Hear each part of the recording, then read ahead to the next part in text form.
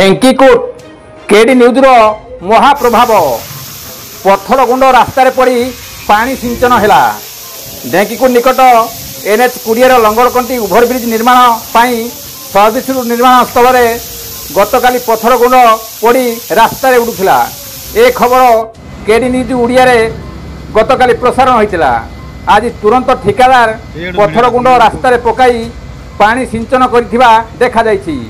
कविंद्र राउत का report KD news Odia.